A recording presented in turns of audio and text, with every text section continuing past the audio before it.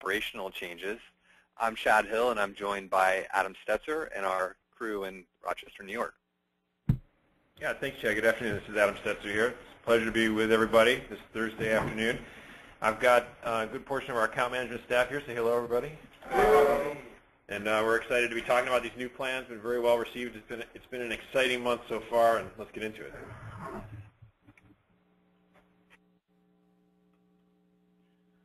Okay, well, I first wanted to start with where we are in the implementation cycle. Just going back, we announced these plans about a month ago. We rolled them out and allowed people to start ordering the middle of the month. And now we're at the point where starting really into this month, you will no longer be able to order the old plans and only be able to order the new plans through the dashboard.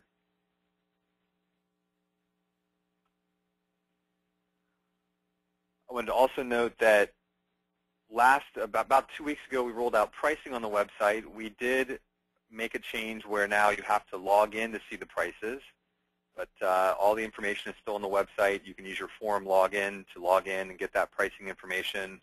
But anyone who comes to the website who is not logged in will see Get Price with a link that will lead them to the contact form where they have to come through our contact process.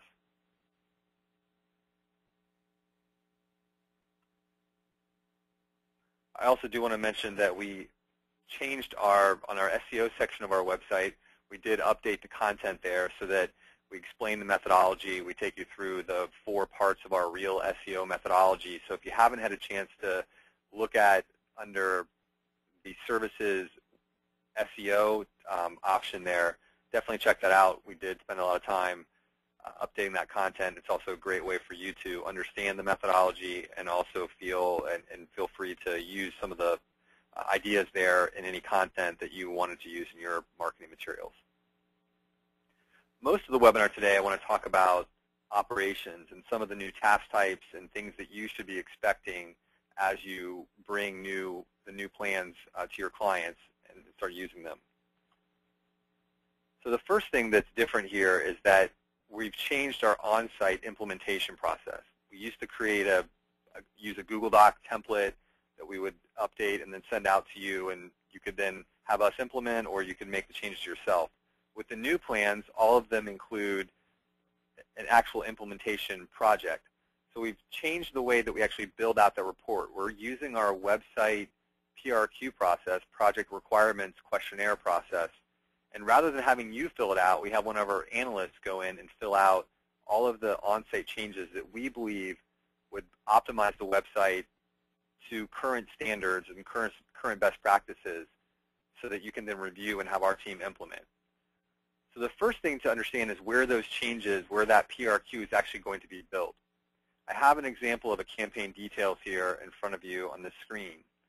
So in this case, we started with a new account. It had one campaign, and it had a Starter L program on it. As part of that Starter L program, it included a task that got routed to our on-site implementation team that said, hey, go do a 5-page on-site report. So our team is then going to go create a second campaign that has the same exact name as your primary campaign. The only difference will be that the individual will say on-site. And then that's where they're going to build out all of the features, the website features, and then actually fill out the PRQ for which on-site changes we're recommending that you make.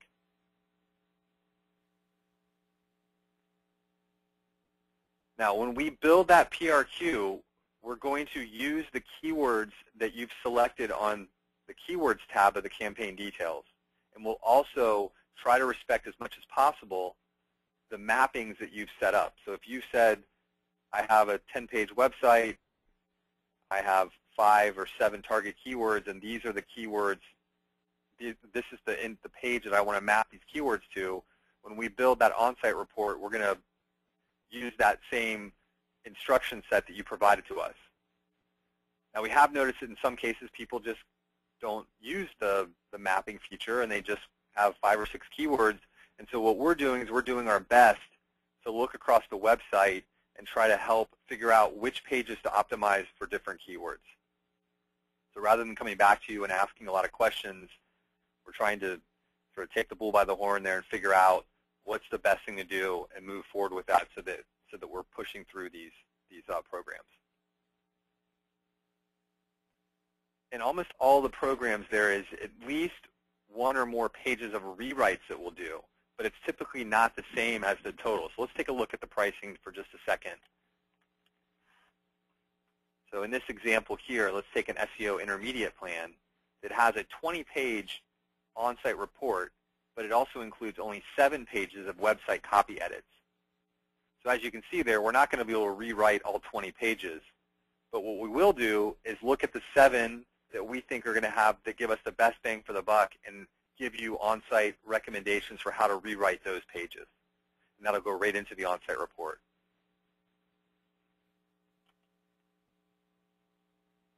One final note on this idea of rewriting of web content. We will only rewrite the content. We will not actually create a whole new page. Now again, most of the times the websites we've seen so far and the ones in the past come to us, they have 5 or 10 pages. If you're on a starter L or a plan above it, there's usually plenty of content for us to optimize.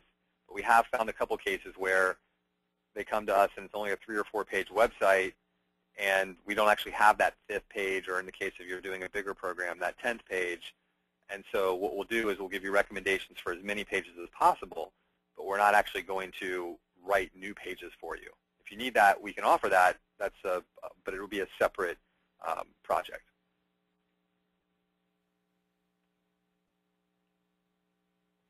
So once we're done with the PRQ and we filled it out, what we're going to do is we're actually going to send you a link via a task that will say your on-site report is ready to roll.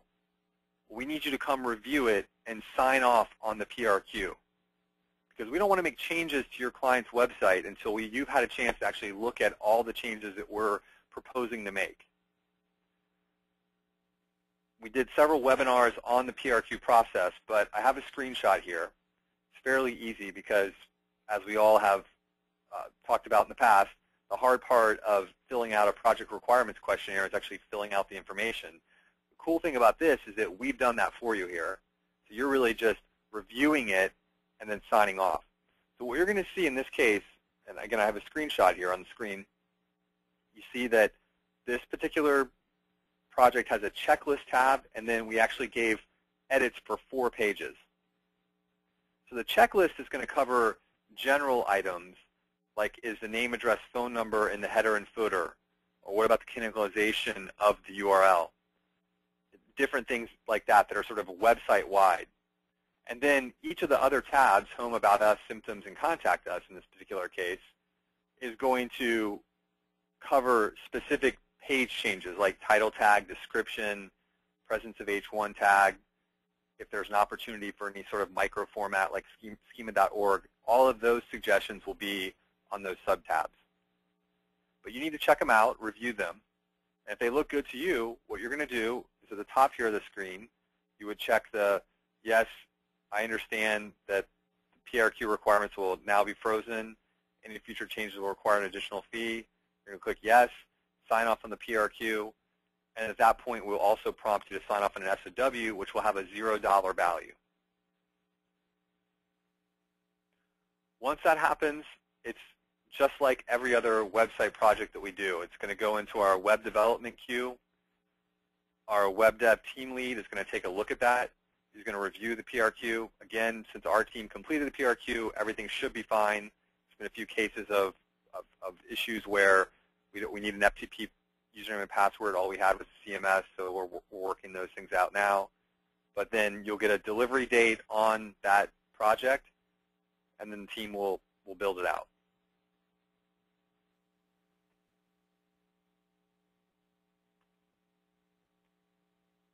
Let's talk a little bit more about the actual implementation process. Our team can handle most CMSs or an HTML site. Now, when it comes to CMSs, there are hundreds of these things, and in the short time that we've been doing this, we've already run into a few interesting ones that we didn't know a lot of people were still using. Our team can very easily handle WordPress, Drupal, and Joomla. For some of the more abstract CMSs out there, we're going to have to evaluate on a case-by-case basis whether or not they're SEO friendly enough for us to actually make the changes. Again, our goal is to say yes, but there will be some cases where we'll have to say we can't do that one. We'll have to work out some other way that we can get some of the changes updated. One other thing I wanted to point out is that we will always try to make the changes in sort of the most minimally invasive way possible. So we do ask for the FTP username and password, and we ask for the CMS username and password. Our goal is to make the changes through the CMS whenever we can. If there are cases, though, where we have an issue where, for example, take something like redirecting the www version of a page to the non-www version that would relate to some sort of canonicalization issue. There are cases where we might need to get into the htaccess file. That's usually not something you can get to through the CMS. And I'm sure some of the people on the phone are like, I have no idea what he's talking about, but the point here is that there are cases where we need to get a little deeper into the files in order to make the changes. So we're always going to be asking for both the FTP username and password as well as the CMS username and password. We've had a couple cases where there's been some pushback on that, but the reason we're asking for it is that if we get into this and we need to, rather than having to stop the project, go back, get the information we need, go back to it, we want to just be able to push right through it and get the project done.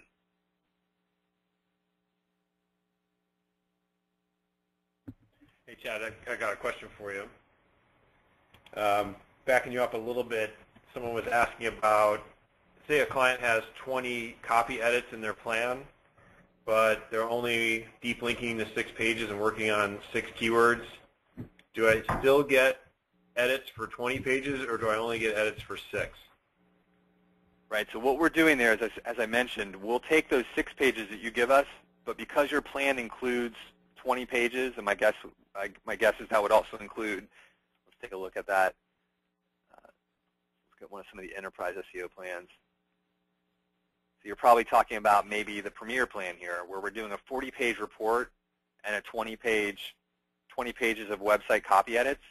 So even if you're only focusing on 6, we're going to go ahead and build out and make recommendations for 40 pages. So we're actually going to do a little more keyword research and find some other pages that we can tweak and optimize for different keywords. Now, if there's a case where you know for sure your client doesn't want that, certainly tell us, but that's going to be our standard operating procedure, would be take the information first from the keywords tab that specifies keywords and mapped pages, but we will also take that further because we know that with on-site optimization, you can usually, again, you might focus on more pages at the same time than you would when you're doing your content marketing. Right, so your short answer there is you get the higher number even if you're only working on 1 keyword or 1 page, right? Exactly. Okay.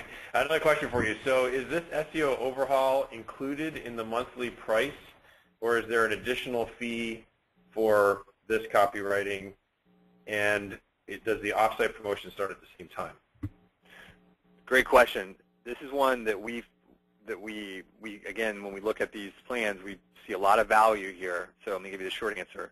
The short answer is yes, it's included, and it happens simultaneously with the content marketing and other recurring content creation and syndication programs. So our goal is to have it done in the first month.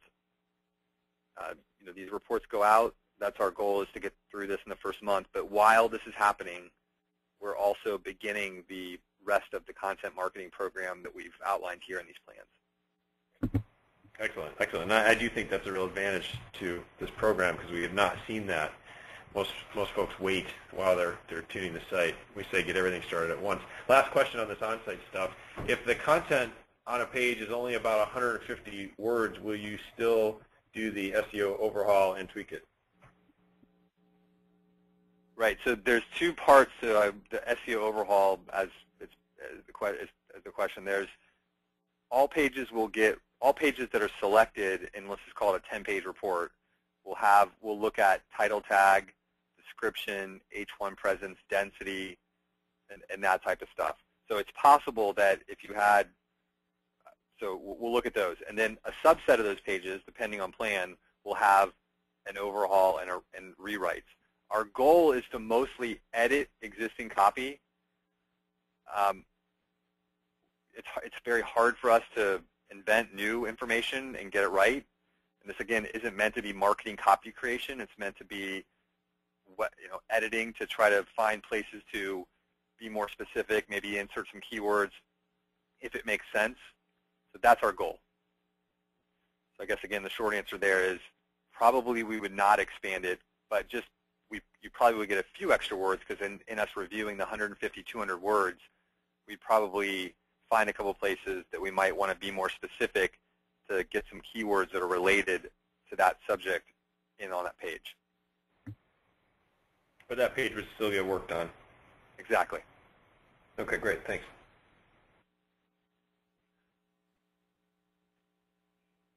Okay, so let's talk about infographics. This is something that we've been really excited about, and it's even more exciting to start to see it come to life in the last couple weeks as the new programs have moved through their task templates. I want to recap something we talked about last time, which is that on the campaign details under Advanced, I have a screenshot here of this, you need to select whether or not you want us to put your client's logo on video and graphics. So our team will look at this, and if it says logo on video or graphics, we're going to go to the client's website, get their logo, and that will get inserted into the infographic that we build.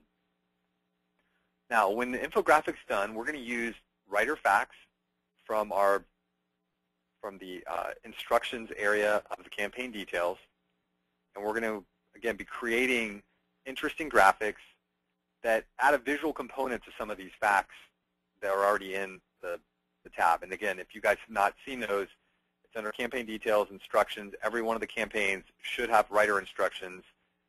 And what we do is we take those writer instructions, so now I guess we should more generically say instructions. We take those instructions, create facts, create co-citation opportunities, and then those become the basis of not only the content, the written content, but the visual content as well. Now, once we're done with the infographic, our team is going to first try to actually, if we have the FTP information for the client's website, we're going to try to place that infographic on the client's website.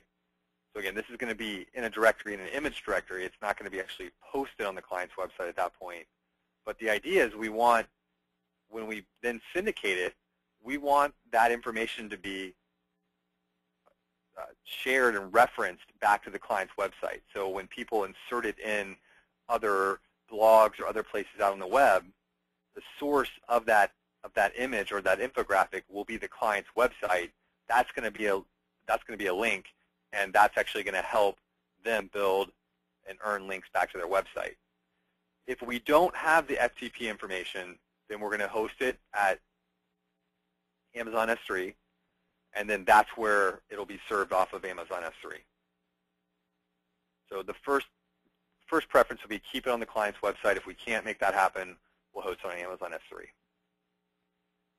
Now, once we have that link, we will then take that link and build the embed code and then start syndicating the infographic to sites that accept them.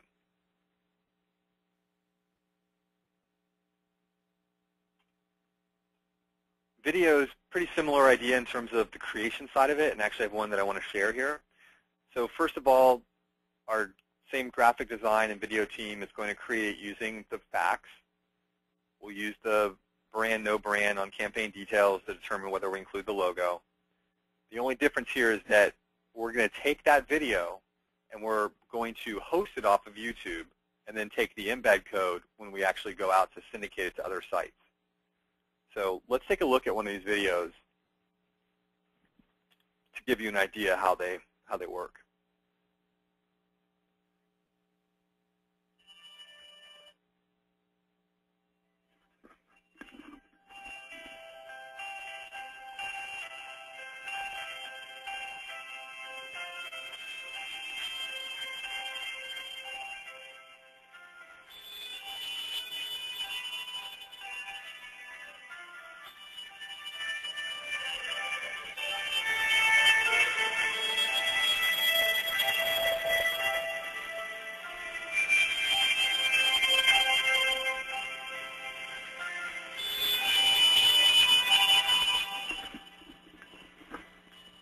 So you can see here what we're doing is we're pulling in the facts that we've pulled together and then mixing that together with images that we've pulled together.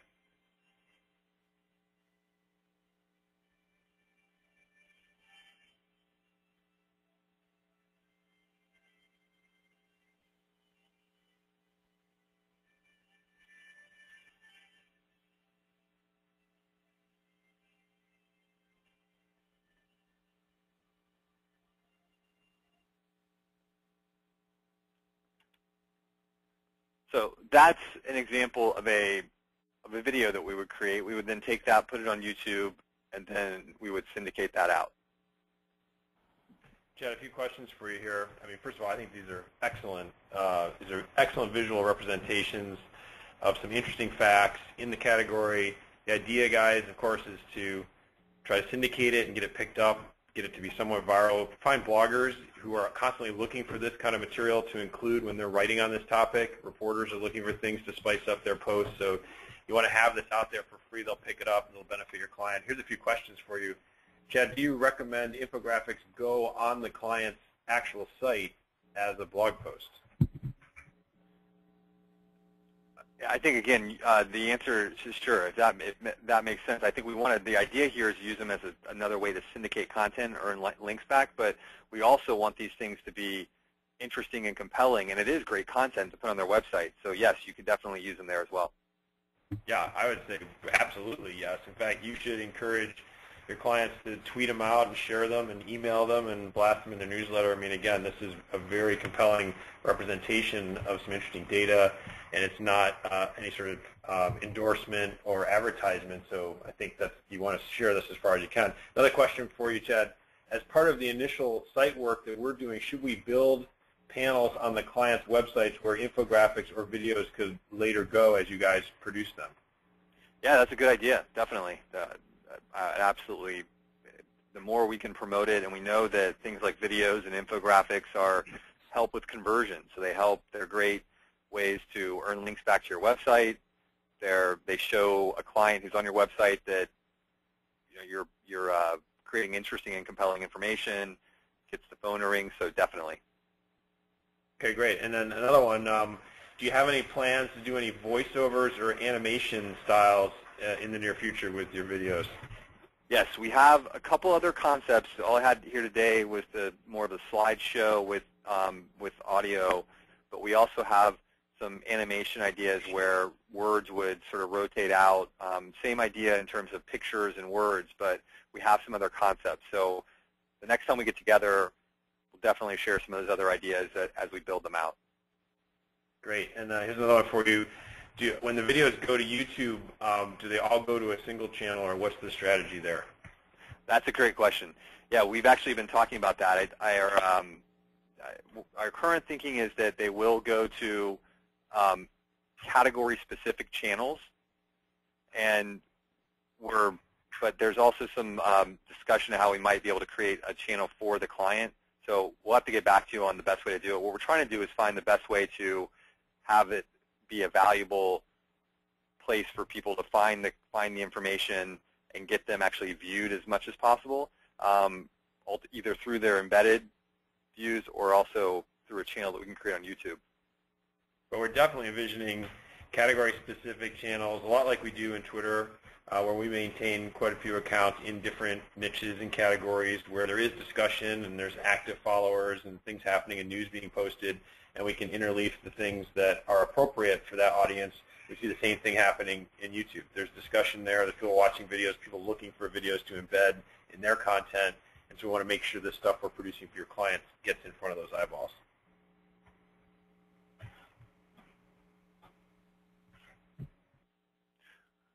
Next thing to talk about is on-site content. Most of the plans, not everyone, but most of the plans include on-site content creation. We talked last time about our premium writer team. That's coming together very nicely. Adam, how many people do we have in that group now? For the premium team, we've got 6 full-time in our writer lounge who are dedicated to that. Right, so this is a dedicated team that really is all day long putting together content for your clients' websites, and they understand that again, this is going front and center on the client's website, and so far, I think it's been going very well. A couple things I want to talk about in terms of the process. So we talked last time about on the Keywords tab, there's the ability to have topic keywords, and those topic keywords can be either an on-site topic keyword or an off-site topic keyword. So if you want to control the editorial plan, the editorial calendar of the client's website, all you need to do is go into campaign details under keywords and give them a list of on-site keywords that you want them to write about. When those blog posts are ready, you have a couple options. There are 4 options on the campaign details screen about how they actually get published. The 2 that I think most people on the phone today will want to use, because there's an editor review built in, are the bottom 2. Editor review client publish and editor review web team publish. Again, if you want to get the most kind of bang for your buck, then you'll want to use editor review web team publish, because what's going to happen is every one of those on-site blogs will come back to our editor team really, and they will review the on-site blog, make sure everything, check it for grammar, check it for ideas, make sure it looks right, and then that'll get routed to our web dev team, who again has access to the website, and they'll go in and post that piece of content on the website, that blog post. If you do want more control, if you want to be able to really make sure you can look at that thing after the editor's looked at it, then you'll want to use the other option, which is editor review client publish. The only difference there is that once the editor reviews it, the only difference there is that it's going to then be put in what our status called review pending client, which is going to notify you that there's a blog post ready, and you can come pick it up, review it, and then place it on the website yourself. The other 2 options, of course, no review, no publish. I don't think we want that really. No one really wants that. But the other option here is auto WP XML. So what that is that's actually a feature where if you just want if you don't want the editor to look at it, so I guess the only benefit here would be is if you wanted it just to go up as quickly as possible to the client's website, you can use our auto publish for WordPress only, where actually our dashboard software, your dashboard software, can talk to the client's website and post that information. Again, I don't think many people will be using that here, because you'll be missing out on the opportunity to have the editor review. And then you can go ahead and have our web team publish, and they'll get it out on the website anyway. One other thing to note is that under the SEO tab, under the content library, there is now a new option, a new tab there, where you can see all of your on-site content. We're also looking at probably putting videos and infographics and other information in that same area, but that's not there right now. You can actually get to the videos and the infographics through tasks, but we're going to continue to build out the types of content you see in that content library under the SEO tab for each client.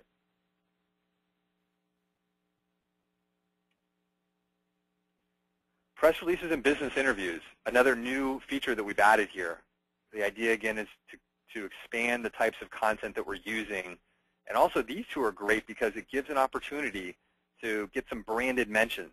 We've talked about this a lot in the past, and Penguin certainly is all about too much focus on anchor text, not enough focus on building your brand. Well, press releases and business interviews are both great ways to get branded mentions of your business name. They require that what's going to happen is that when these tasks come due, our account management team is going to be sending you one of these 2 questionnaire forms. We have a press release questionnaire, and we have a business interview questionnaire. The top part's pretty similar. Give the basic business information, which in most cases we'll already have. We'll fill that in once. But then what we're going to need to know is for press releases, we're going to need you to interface with the client to get some of that information. Now, down the road, we have some cool ideas, or maybe we can white label that process. But for now, what we need you to do is gather some information to help us write these press releases. We brainstormed the other day, just going around the room, what are some things that people can think of that would be interesting to write a press release about? Some people said, new hires. So if you add a team member, if you're in a community where we're still going through this economic recovery, talking about hiring people is always a great thing. People, that's newsworthy. Community involvement, so whether that's the Little League team, Chamber of Commerce, whatever it is, those community involvement and engagement type of activities that most businesses are doing are useful to talk about. Expanding, whether it's, again, office space, new equipment, new territories, all these things are interesting for press releases. Adam, any other ones that you can think of that we talked about the other day? I think it's a pretty good list. Just anything people will be interested to hear about, particularly that local stuff, I think is excellent. Okay, good. On the business interview, on press releases, so what we'll do is we'll take that information you give us, a little information about what the event is and how it maybe impacts the market. The more information you can give us, the better. But what we'll do is we'll take that, we'll have our team turn that into a press release. And that press release will ultimately get syndicated. Someone will probably say, should this go on the website as well? Sure, you can take that information and also put it on the website, almost in a press room type of area. The only thing to be a little careful of is that, again, you don't want it to be too much duplicate content, because the more places you put it, there can be issues there. But I think it's worthwhile putting on the website. Business interviews are a little different. So what we're going to be doing there is it's a little bit more of a verbatim, taking some comments from the client that they make and putting those into a format that we can push out. So the business interview questionnaire has common questions. Why did you start your business? What service do you provide? Just some basic things about most business owners would be able to talk about pretty quickly. So if we can get a few of those questions answered, what we're going to do is just put it in a format where it's, today we're talking to so-and-so, the owner of XYZ business. Today we want to learn a little bit about how so-and-so got started in this business. And then we'll have a couple questions that they have answers to, questions and then their answers, and that's all we really need. So again, this is stuff that's pretty easy. That one, you have to get the information from the end customer, but once you have it, we can take that information and use it to create these business interviews that then get syndicated out. And one thing I do want to point out is that these things are time sensitive. So anything that's not used in the month where that task comes due doesn't roll over to the next month. So we can't have it where 6 months after you start a program, you come with 12 press releases and 12 business interviews if your plan had one of each per month. You need to get them done in the month just so that we can manage the workflow around it. If for whatever reason a client says, I don't want to use a press release for business interview, again, we're doing a lot of other activities. We've got videos going, infographics, all the rest of the content marketing. This is just icing on the cake. We want you to use it, but if you don't use it, we're not going to let it roll forward, and that's how that's going to work.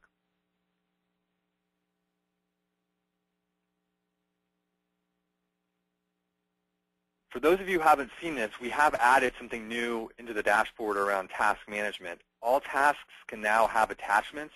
This is pretty important when it comes to some of these infographics and videos and the press releases and questionnaires, because more and more we're going to be shifting some of the document management and exchanging information into the task system, just so that we can more quickly route it around the company rather than it being stuck in one person's inbox and not making the jump across into the right department who needs that information. So I did include a screenshot. When you get a task notification email, if you ever notice that it references an attachment, what you want to do there is just click on the task number. There's a couple different places in the email that you can click to get to the task. To get to the dashboard and go right actually to that task. And then what you'll see is on the upper right-hand corner, there's an attachments area. Now, if there are attachments, it should automatically expand. But if for whatever reason it's not expanded, you can just click on the plus here to the right, and those attachments will expand and you'll be able to see what's there.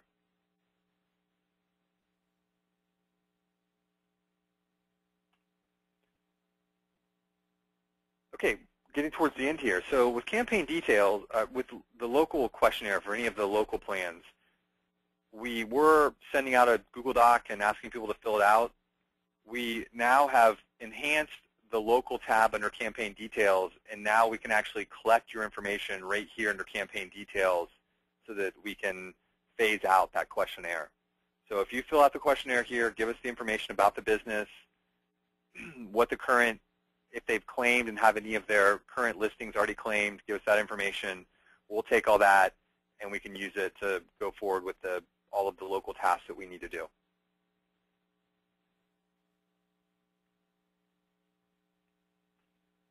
Now, we talked about this last time, but marketing collateral, we did post it all in the forum. I'll follow up when we post this webinar with a link to the marketing collateral so that you can make sure you download it all. We did also take the Premium Writer sell sheet and convert that into a Word document so that you can actually edit that and put your logo on it. So we should be totally up to speed there with all the new programs having a new sell sheet for your use. And again, our goal here is when these things mention Hub Shout, the goal is that they're all in text fields or they're logos that you can remove Hub Shout and put your name in there so that it's very easy for you to create some very professional looking collateral without starting from scratch. Okay, a couple things that we wanted to talk about that we're still working on that we'll be rolling out very shortly. The two main ones there are topic keywords. So topic keywords, what we've done, all of you see on the screen today, if you go to campaign details, you'll see under keywords, both that they're now are target keywords at the top where they've always been, and then there's a second table at the bottom for topic keywords. And currently today, you can go in and you can actually do keyword research and identify which topic and which topic keywords you want to use for on-site and off-site. The feature, though, that we're still working on adding here is a tool so that you can more quickly identify those topic keywords right from within the software without having to go to a third-party tool. We're testing it internally right now, and as soon as we get a few more tests done internally and get some new hardware that we've got in our environment fully operational, what we'll be doing is turning it on so you'll basically see this little yellow icon to the next of where the keywords are, and when you click that, it'll open up a second window where you can then search for these topic keywords. And actually, you can also search with a drop-down to specify how competitive a keyword are you looking for. Do you want one that has unlimited monthly searches, or something that's a little bit more approachable, and you can filter those out. So once we get that rolled out, we'll definitely notify everyone in the forum, and we'll have a future webinar and training session on how to use it, but that's coming soon. The other big change that's coming soon is that we're still working on the proposal cut scores. These two features are closely related, kind of brother and sister, and same idea. Once we have the capability to do this keyword research inside the dashboard fully tested and rolled out, we'll be able to roll out the cut scores. So as we said last time, the last webinar, for now, when you're trying to figure out which plan is appropriate for different keywords, continue to use the old approach, which was appropriate for results, where you take the keyword, put it in quotes, search for it in Google, and then compare it to the different thresholds that was in the old sort of pricing approach. That's really all I have today. I don't know if there's any other questions there, Adam, for us to look at. I do have several here for you. One is, when will the white label pricing be available for us? Several people have asked that through the webinar this afternoon. Right. So that is something that we're working on. We're still working on the approach. Some people have asked for the ability to get the web files so they can put it on their website. Other people have asked for the Word doc. Our initial intention was to phase out the Word doc and keep everything in the system. So I guess if your dashboard today, all the proposal tool technically has white labeled pricing there. So it shouldn't be blocking anyone from moving forward. It's always been my belief that when you're creating a good proposal, you don't send someone a pricing doc with 45 plans. You do the analysis, you pick the plan that's appropriate for them, you put it in a proposal. So again, if you're using that approach, that all works right now today in the system. I know some people want, a pricing doc that they can print out and stick in their briefcase. So we've heard that feedback. It doesn't quite fit the same way in the old document because we've greatly expanded, what we've done. And just from a document management standpoint, we've really been trying to consolidate this all in the dashboard and the website.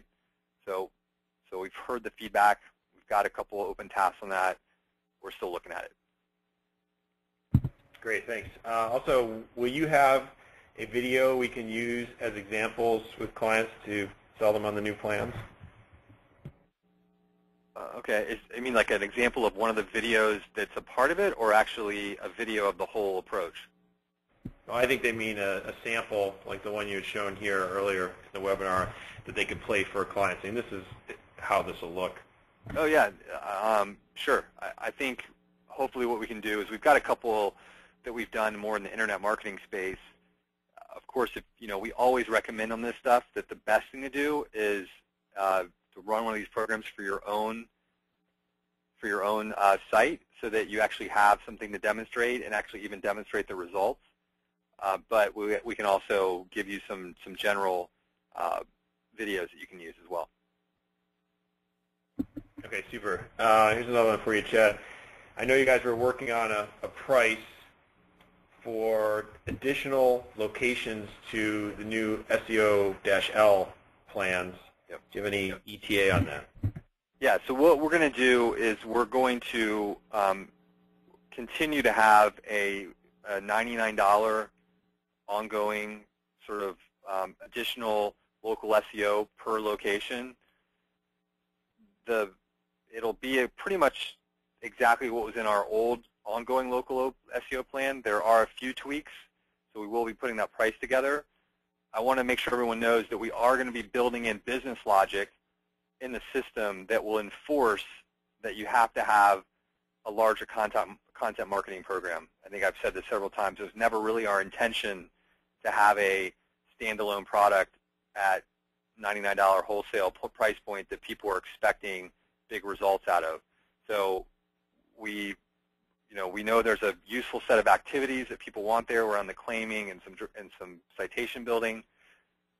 So we will allow you to have, if you have a location that has 3 or 4 locations, what will happen is you'll have, to say you wanted to go opening price point, you have starter L, $249, and then that would get you one of the locations, and then you would add the other locations, business locations, in separate campaigns for each of the other locations, and then that product would go at probably the $99 price point.